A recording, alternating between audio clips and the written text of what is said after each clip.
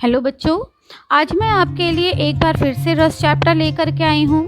मेरे पिछले वीडियो में आपने इस चैप्टर से रिलेटेड कुछ टॉपिक्स को काफ़ी हद तक समझ लिया था, जिसमें मैंने बहुत अच्छे से आपको बताया था रस की परिभाषा, रस के 4 अवयव, स्थायी भाव, विभाव, अनुभाव और संचारी भाव बताया था। स्थायी भाव में मैंने आपको 11 रस के नाम उनके स्थायी भाव के साथ बताया था। विभाव में मैंने आपको विभाव और उसके भी 2 भेद, आलंबन विभाव और उद्दीपन विभाव के बारे में समझाया था। उसके बाद अनुभाव और संचारी भाव, ये आपके 4 रस के अंग हैं। रस के भेद में मैंने आपको लगभग श्रृंगार, हास्य, करुण, रौद्र, वीर, भयानक और विभत्स रस के बारे में समझा दिया था। इनके स्थायी भाव को बताया था और कुछ उदाहरणों के माध्यम से आपको समझाया था। उम्मीद है आप अच्छी तरीके से समझ गए होंगे और कुछ बच्चों की मुझे रिस्पांस काफ़ी अच्छे मिल रहे हैं। तो चलिए आज मैं इसके अगले पार्ट की तरफ चलती हूँ। अभी भी हमारे पास कुछ रस और बाकी हैं जो मैंने आपको नहीं बताया था, क्योंकि आपने 7 रस तक पढ़ लिया था। आज मैं आपको 8वां रस, अद्भुत रस के बारे में बताने जा रही हूँ। अद्भुत नाम से ही आपको समझ में आ गया होगा आश्चर्य, जिससे आश्चर्य उत्पन्न होता है।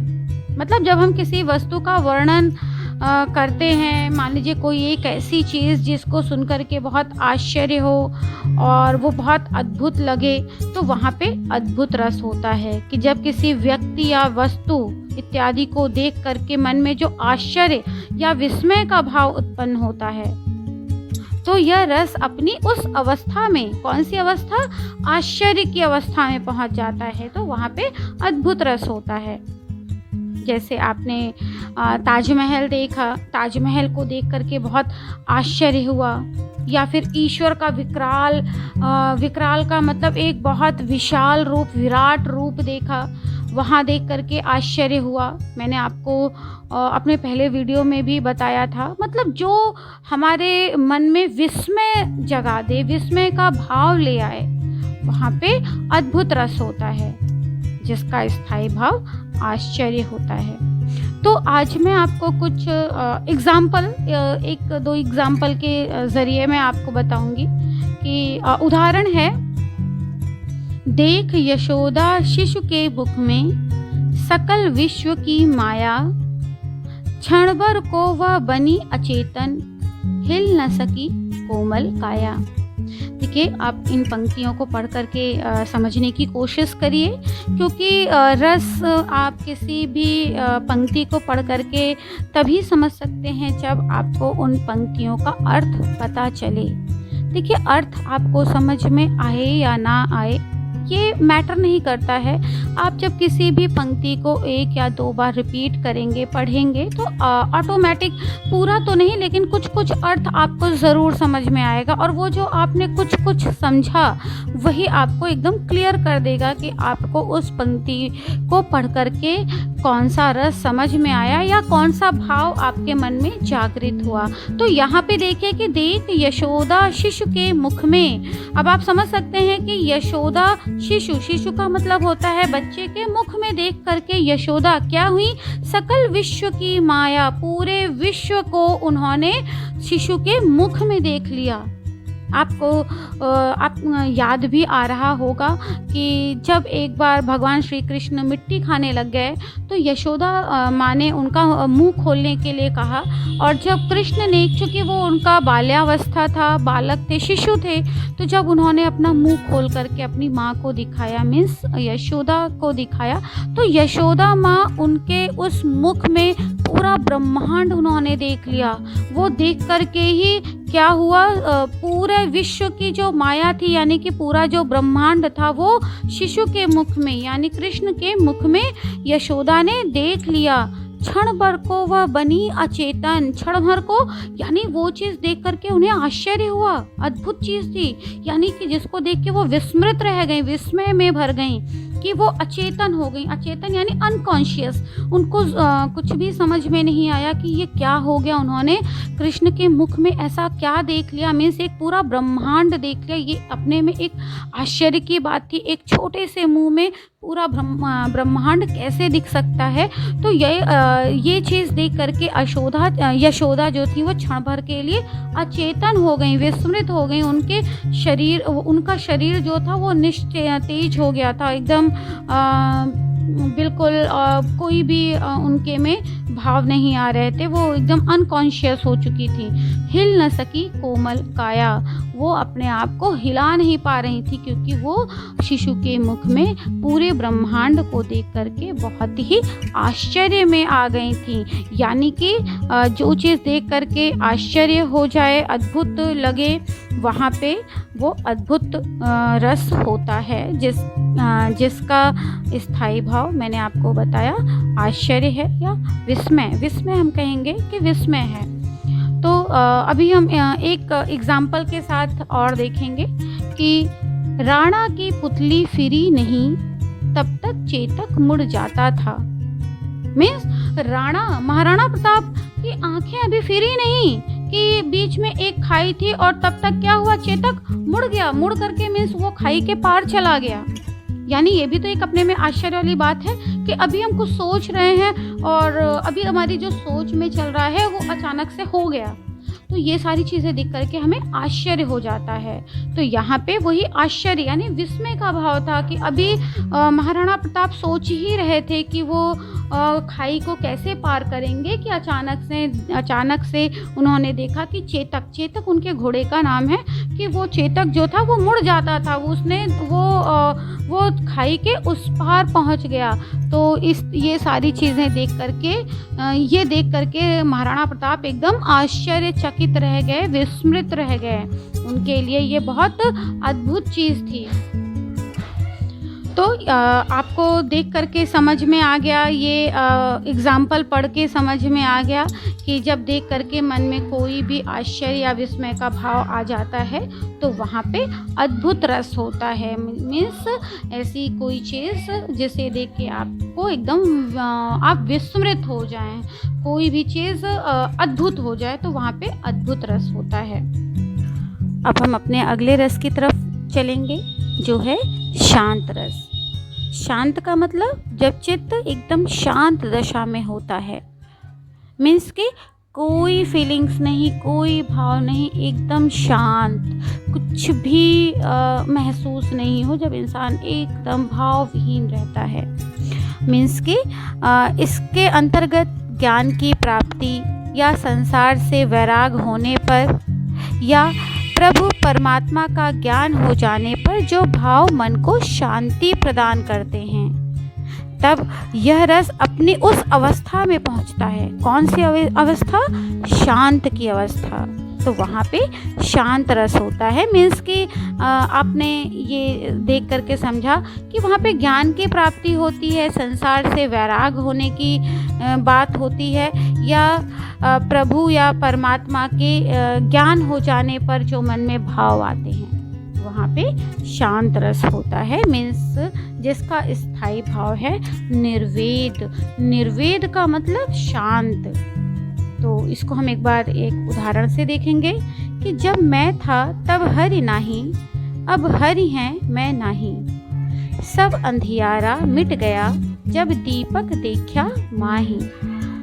देखिए इस एग्जाम्पल में कि जब मैं था, मैं मतलब जब मेरे अंदर अहम था, अहंकार था, ईगो था, कि मतलब मुझे लगा कि मैं सब कुछ हूँ। मैं शब्द यहाँ पे क्या होता है कि हम अपने अहंकार को जताते हैं कि जब मेरे अंदर अहंकार था तब हरि नहीं थे, यानी ईश्वर नहीं थे।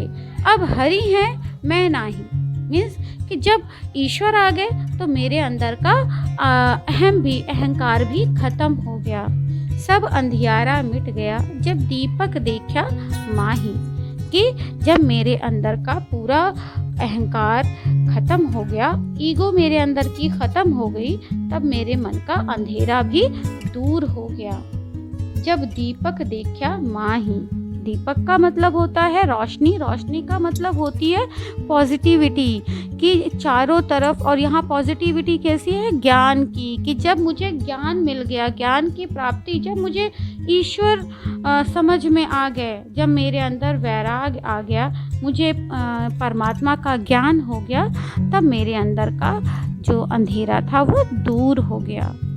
तो इस उदाहरण को, एग्जाम्पल को पढ़ने से आपके मन में उत्साह का भाव नहीं आया, कोई हंसी की बात नहीं थी, ना ही आपके मन में कोई शोक आया। मीन्स इस उदाहरण को पढ़ करके आपको कुछ भी नहीं महसूस हुआ। मीन्स बिल्कुल शांत, एकदम शांत। तो जब एकदम शांत होता है, मन एकदम निर्वेद होता है, मन में कोई फीलिंग्स नहीं होती है, तो वहाँ पे शांत रस होता है। इस तरीके से हम एक और उदाहरण देखेंगे। मेरी भव बाधा हरो, राधा नागर सोई, जा तन की झाई परे, श्याम हरित दुत होय।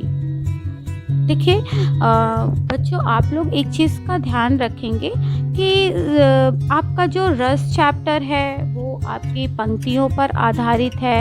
आपको पंक्तियाँ दी जाएंगी काव्य की, और उन पंक्तियों का अर्थ समझने के बाद ही आपको ये चीज़ समझ में आएगी कि ये कौन सा रस है। और जब आपने रस पहचान लिया तो आपके लिए वो स्थायी भाव समझना आसान हो जाएगा। तो जब भी आपको कोई पंक्तियाँ ना समझ में आए, आप बहुत ध्यान से, बहुत केयरफुली उन लाइनों को 2 से 3 बार पढ़िए। 2 से 3 बार पढ़ने पे आपको खुद ब खुद समझ में आने लगेगा कि इन पंक्तियों में कहा क्या गया है। पूरी पंक्तियों की लाइनें आपको मीन्स अर्थ समझ में आए या ना आए, थोड़ा बहुत भी अगर आपने समझ लिया तो आपके लिए उतना ही काफ़ी है उस रस को पहचानने के लिए। तो इसलिए पंक्तियों को आपको बहुत ध्यान से पढ़ना पड़ेगा। मेरी भव बाधा हरो, राधा नागरी सोई, कि मेरे अंदर की जो बाधा है, बुराइयां हैं, उसको हरो। हरो का मतलब दूर करो। राधा नागरी सोई, राधा के नागर यहाँ पे कृष्ण के लिए कहा जा रहा है कि मेरे अंदर की बुराई को दूर करो। तो देखिए, जब अगर आपने इतना ही लाइन अगर समझ लिया तो यहाँ पे मतलब एक चीज़ हो गई कि परमात्मा की बात हो रही है, ईश्वर प्रभु की बात हो रही है, जो इंसान के अंदर की बुराइयों को दूर करने के लिए कहा जा रहा है। तो अब आप इसको अगर हर रस के साथ मैच करना चाहेंगे कि क्या इसमें ईश्वर की बात अगर आ रही है कि मतलब कि कोई भाव नहीं दिख रहा है, तो क्या वहाँ पे ये रस उत्साह वीरता का हो सकता है, श्रृंगार हो सकता है, हास्य या करुण या विभत्स यानी कि भयानक हो सकता है। अगर आप हर रस के साथ टैली करने लग जाएंगे तो आपको खुद ब खुद समझ में आ जाएगा कि अब हम ये हमारा, अगर बाकी के रसों के साथ वो मैचिंग नहीं हो रही है तो अंडरस्टूड है कि हमारा ये रस होगा। तो इस तरीके से आपको हर रस के साथ मैचिंग करना पड़ेगा। मैं आपको और भी एग्जाम्पल्स बता दूंगी, आपको ज़रा सी भी प्रॉब्लम नहीं आएगी। तो इस रस पंक्तियों को पढ़ करके आपको लगा कि मेरे अंदर की जो बाधा है, कठिनाई है, दुख है, राधा नागरी यानी कि राधा नागरी यहाँ पे कृष्ण को कहा गया है कि मेरे अंदर की सारी बुराइयों को दूर करो। जा तन की झाई परे, श्याम हरित दुति होए। जा तन की झाई परे, कि जिसकी परछाई मात्र से सारा दुख दूर हो जाता है, तो मेरे अंदर की सारी बुराई को दूर करो। तो यहाँ पे शांत रस है। शांत का मतलब स्थायी भाव, निर्वेद होता है। तो बेटा, आप लोग इस बात का बहुत ध्यान रखेंगे कि आपको हर रस का स्थायी भाव ज़रूर मालूम होना चाहिए, क्योंकि एक क्वेश्चन स्थायी भाव से रिलेटेड ज़रूर आता है। स्थायी भाव देगा तो आपको रस पहचानना होगा, रस देगा तो आपको स्थायी भाव बताना होगा। तो ये 2 क्वेश्चन इस तरीके से बन जाते हैं। चलिए हम अपने अगले क्वेश्चन की तरफ, रस की तरफ बढ़ते हैं, जो है वात्सल्य रस। मैंने आपको पहले भी बताया था, अपने वीडियो के स्टार्टिंग में भी बताया था कि पहले रसों की संख्या 9 थी। वात्सल्य और भक्ति रस नहीं थे, क्योंकि वात्सल्य में भी प्रेम है, भक्ति में भी प्रेम है और श्रृंगार रस में भी प्रेम है। तो प्रेम के कई रूप हैं। एक प्रेम होता है नायक नायिका के बीच में, दूसरा प्रेम माँ और बच्चे के बीच में होता है, तीसरा प्रेम ईश्वर और भक्त के बीच में होता है। तो ये प्रेम अपना अलग अलग तरीके से आया, तो इस वजह से इनको श्रृंगार रस से हटा करके इन प्रेम को अलग कर दिया गया। तो एक हो गया वात्सल्य रस और दूसरा हो गया भक्ति रस।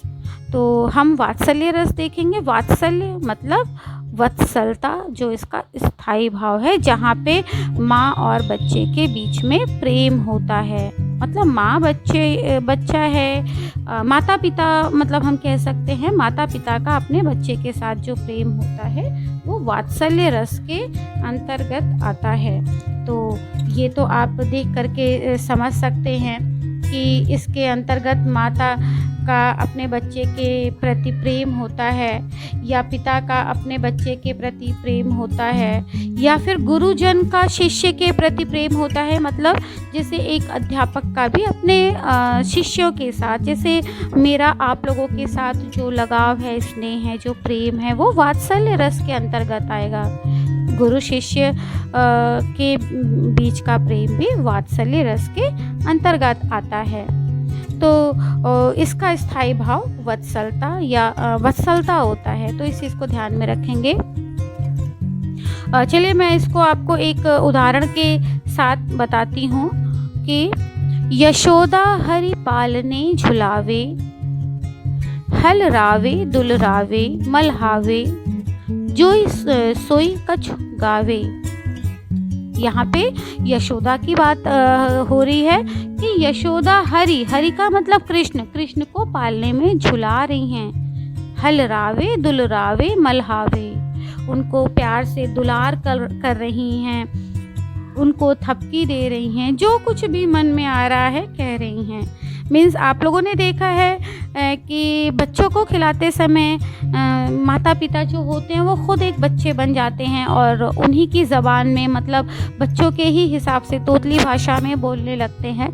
तो वो जो होता है वो एक प्रेम जो है वो बच्चे के लिए होता है, वो वात्सल्य का भाव होता है, वो ममता भरी बातें होती हैं। तो यहाँ पे आप देख रहे हैं कि यशोदा जो है वो हरि को, कृष्ण को पालने में झुला रही हैं, जो कुछ भी मन में आ रहा है उसे कह रही हैं, उन्हें थपकी दे रही हैं, प्यार से उन्हें पुचकार रही हैं। आप लोग देखेंगे कि सूरदास जी ने और तुलसीदास जी ने कृष्ण और राम का बहुत अच्छे से बाल लीलाओं का वर्णन किया है। सूरदास जी ने कृष्ण की बाल लीला का और तुलसीदास जी ने प्रभु श्री राम की बाल लीलाओं का बहुत अच्छा वर्णन किया है। तो वो वात्सल्य रस के अंतर्गत आता है। वात्सल्य रस के आपको कई उदाहरण मिल जाएंगे जिन्हें देख करके आप बहुत अच्छे से समझ भी सकते हैं। एक उदाहरण हम और देखेंगे। बाल दशा सुख निराखी जसोदा, पुनि पुनि नंद बुलावती, अचरा तरते ढाक सुर प्रभु को दूध पियावती।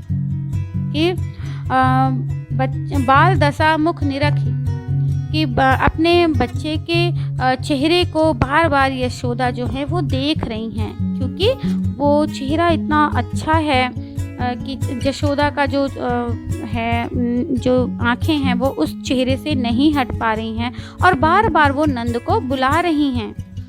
और फिर क्या कर रही हैं? अपने आंचल से ढक ले रही हैं, कृष्ण को अपने आंचल से प्यार से ढक ले रही हैं और कृष्ण को दूध पिलाती हैं। तो यहाँ पे एक माँ का जो है वो अपने बच्चे के लिए प्रेम दिख रहा है।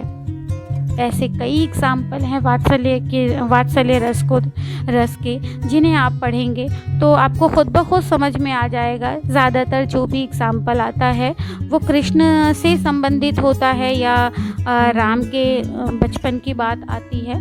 तो वो देख करके आपके लिए बहुत आसान रहेगा, आप उसको बहुत ही ईज़िली पहचान लेंगे। तो चलिए हम अपने अगले रस की तरफ और अंतिम रस की तरफ चलते हैं। ये हमारा 11वां रस है, भक्ति रस। भक्ति यानी जहाँ पे भक्ति भाव आता है, जिसका मैंने आपको स्थायी भाव देव विषयक रति या अनुराग दोनों ही आप लिख सकते हैं। देव विषयक रति, देखिए रति तो जब हमारा वात्सल्य रस और भक्ति रस नहीं था तो श्रृंगार रस में इन तीनों को मिला के जिक्र होता था। तो जैसे श्रृंगार रस का हमारा स्थायी भाव रति है, प्रेम है, तो यही रति और प्रेम जो है वो वात्सल्य और भक्ति का भी था। लेकिन जब ये अलग हुए तो वहाँ पे आप वात्सल्य रति कर सकते हैं वात्सल्य रस में, लेकिन भक्ति रस में देव विषयक रति या अनुराग इसका स्थायी भाव है। इसमें ईश्वर की महिमा का वर्णन सुनकर मन में जो भाव उत्पन्न होता है, यानी कि ईश्वर की बात कि हमारा ईश्वर के लिए भक्ति होती है, वहाँ पे मन में भक्ति की भावना भरती है, तो वहाँ पे भक्ति रस होता है। तो देखिए इसको हम एग्जाम्पल में देखेंगे। उलट नाम जपत जग जाना, वाल्मीकि भय ब्रह्म समाना।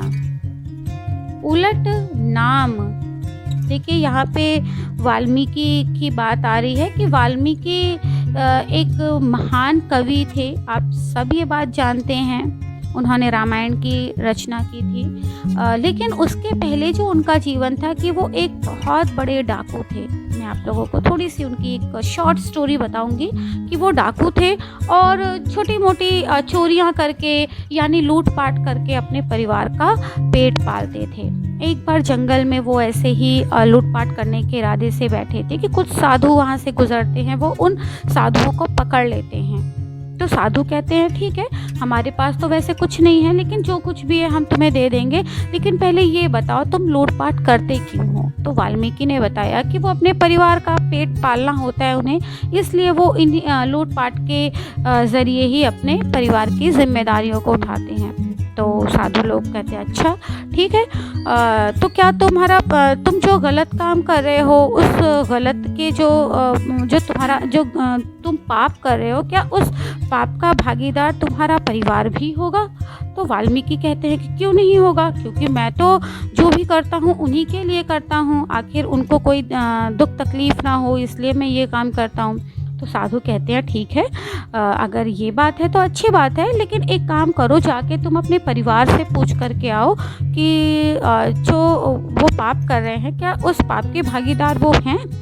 तो वाल्मीकि कहते हैं कि ठीक है, मैं पूछ के आता हूँ। वैसे मुझे मालूम है कि मेरा परिवार मतलब मुझे जो तकलीफ़ होगी उस तकलीफ़ को झेलने के लिए मेरा परिवार भी है, क्योंकि मैं उनके लिए मेहनत करता हूँ। तो वो वहाँ पे सारे साधुओं को एक पेड़ से बांध करके अपने घर आते हैं और अपने परिवार से पूछते हैं कि जो भी मैं काम करता हूँ, लूटपाट करके मैं जो कुछ भी लाता हूँ तुम सबके लिए लाता हूँ, तो जो मैं पाप कर रहा हूँ तो इस पाप के तो भागीदार तुम भी होगे। तो उनका परिवार कहता है कि नहीं, हमें इससे क्या मतलब है, क्योंकि तुम्हारी जिम्मेदारी है परिवार का पालन पोषण करना, तुम हमें कैसे खिलाते हो हमें इससे मतलब नहीं है। हमें तो जो मिलता है हमारा मतलब सब उसी से है। तुम पाप करो या पुण्य करो, तुम्हारा पाप तुम्हारा पुण्य सिर्फ तुम्हारे लिए ही है। अगर तुम पाप करके हमें गलत काम करके हमें कुछ खिला पिला रहे हो, अपनी जिम्मेदारियों को उठा रहे हो, तो वो तुम्हारा लुकआउट है, मीन्स कि उसे तुम समझो, तुम्हारे पाप के भागीदार हम क्यों बने। जब परिवार इस तरीके से कहता है तो वाल्मीकि को बहुत आश्चर्य होता है कि अरे जिस परिवार के लिए मैंने ऐसा किया वो परिवार आज मेरे साथ ऐसा कर रहा है। उनकी आंखें खुल जाती हैं, उनको लगता है कि वाकई में इंसान के अच्छे बुरे कर्म उसके अपने लिए होते हैं, उसका भागीदार कोई दूसरा नहीं होता है। वो आते हैं लौट करके और साधु जितने भी साधु थे सबके पैरों पे गिर पड़ते हैं, चरणों पे गिर पड़ते हैं, उनसे माफ़ी मांगते हैं कि मैंने अभी तक बहुत गलत काम किया, अब बताइए मैं क्या करूं, मैं अपने इस किए हुए पाप से मुक्ति पाना चाहता हूं। तो साधु कहते हैं सब कि ठीक है, तुम राम का नाम जपो, तुम्हारे सारे पाप धुल जाएंगे। अब वाल्मीकि को राम कहने नहीं आ रहा था, तो वो जानते थे साधु कि चूँकि इसने पाप किया है तो ये हमेशा गलत चीज़ें ही बोल सकता है। तो उन्होंने कहा ठीक है, तुम राम नहीं कह सकते हो तो तुम मरा मरा बोलो।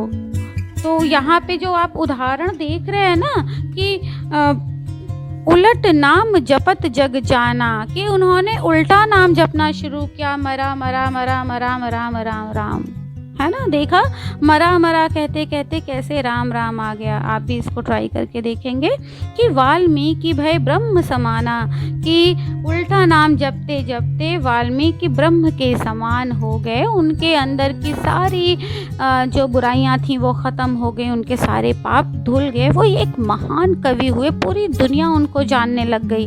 तो ये उदाहरण, ये उनकी भक्ति है राम को लेकर के।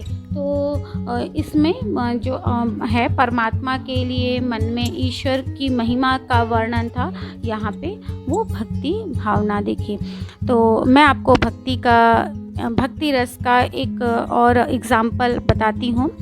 चरण कमल बंदौ हरिराई, जाकी कृपा पंगु गिरि लंघै, अंधे को सब कुछ दर्शाई। बहिरो सुने गूंग पुनि बोले, रंक चले सिर छत्र धराई। सूरदास स्वामी करुणा में, बार बार बंदौ तिहि पाई।